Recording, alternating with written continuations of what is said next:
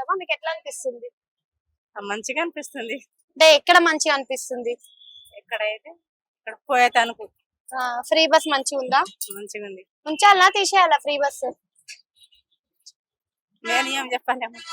నీకు మంచి అంటే ఉంచితే మంచిగా ఉంటుందా, తీసేస్తే మంచిగా ఉంటుందా, ఏం చెప్తావు? ఫ్రీ బస్ ఉండాలా తీసేయాలా? గవర్నమెంట్ పైసలు పెట్టి తీసుకొని పోతావు టికెట్.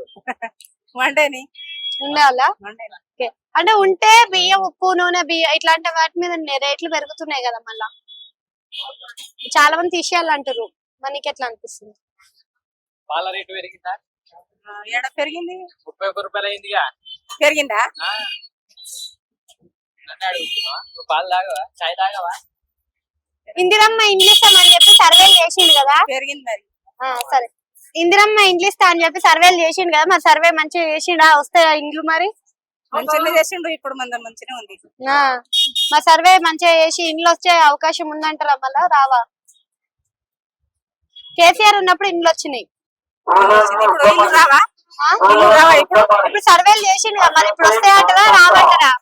ఇల్లు రావాలి. కేసీఆర్ ఉన్నప్పుడు డెవలప్మెంట్ అయ్యింది, పెన్షన్లు ఇచ్చిండు, అన్ని చేసిండు. మరి ఈయన ఇచ్చిన కాడ నుంచి పెన్షన్లు పెంచట్లేదు అని అంటున్నారు. నువ్వేమంటావు? నేనేమన్నా